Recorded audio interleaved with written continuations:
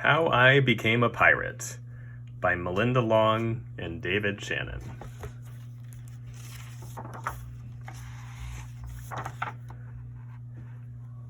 Pirates have green teeth, when they have any teeth at all.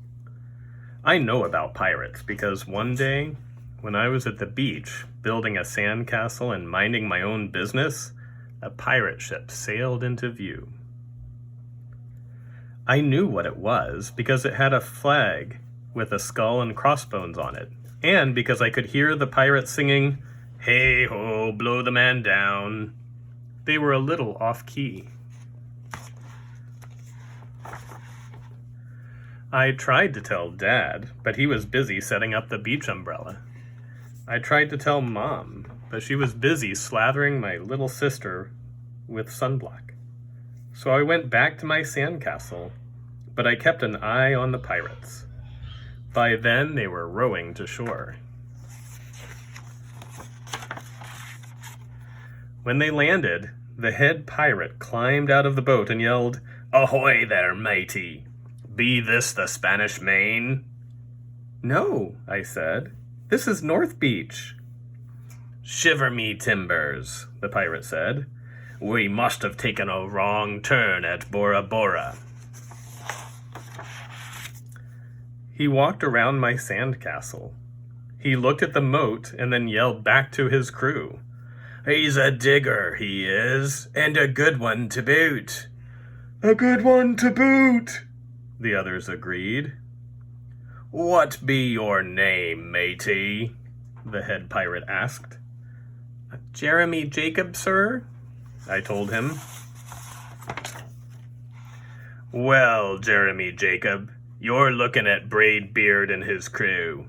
We've been needing a digger like yourself.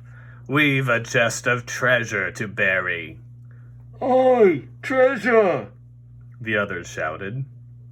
"You're coming with us," Braidbeard told me. I didn't think Mom and Dad would mind as long as I got back in time for soccer practice the next day. That's how I became a pirate. As soon as we were on board, Braidbeard showed me the chest of gold and jewels. "Got to find a safe place for this here treasure. It's high time we were off," he announced. "We're off," we all shouted, and then we set sail. There was plenty to do on board.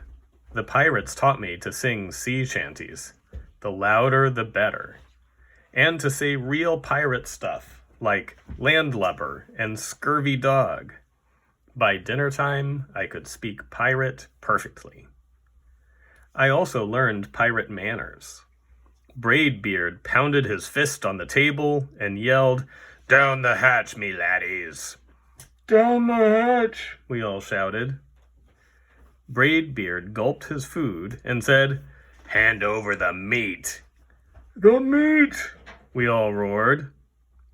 Nobody told us to finish our spinach. There wasn't any. Or to chew up our carrots. They weren't allowed on board.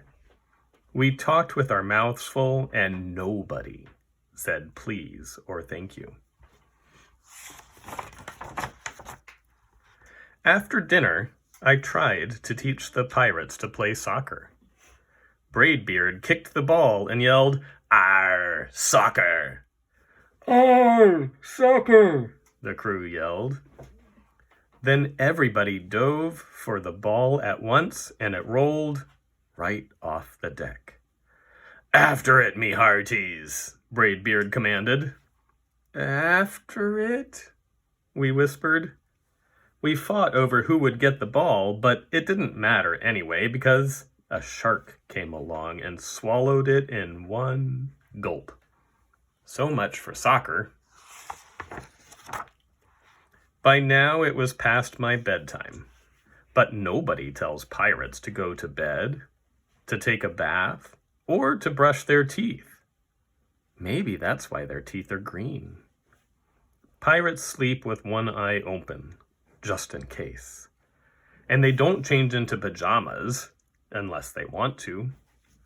Pirates don't do anything they don't want to, except for maybe swabbing the decks. I wanted to be a pirate forever.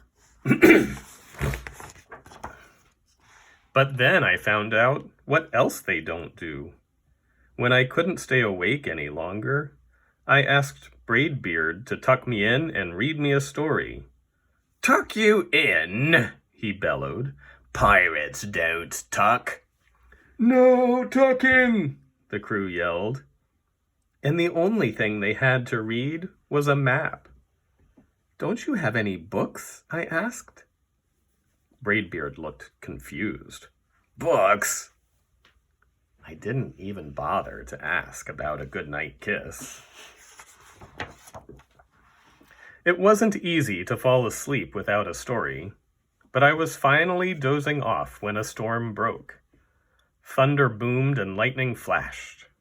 I tried to hide under the covers as waves slammed up against the ship, but I kept falling out of my hammock. I couldn't find anyone in the cabin. They were all on deck. "Lower the sails," Braidbeard shouted. "Batten down the hatches." Everybody ran around, yelling and lowering and battening. Nobody had time to sit close and tell me it would be over soon. Nobody even noticed me. I decided that I didn't want to be a pirate after all. Just then, flash, crash, crack! Lightning hit the mast and split it right down the middle. "What'll we do now?" yelled one of the pirates. "We'll have to turn back," called another. "But the treasure," hollered Braidbeard. "Where will we bury the treasure?" I stepped forward. "Maybe I can help," I shouted over the wind. "I think I know the perfect digging spot." When the storm was over, we rowed back to shore and buried the chest. We drew a map so we could find the treasure again, but I don't think I'll need it. After that, the pirates repaired the ship and got ready to set sail. Before they left, Braidbeard handed me a flag and said, "You make a fine pirate, Jeremy Jacob. Guard that treasure well. We'll be back to get it soon enough." "Soon enough," the crew repeated. "And if you ever need us," Braidbeard added, "just run the Jolly Roger up yonder pole." "Up yonder pole," the others shouted. And maybe I will, but not today. I have soccer practice. The end.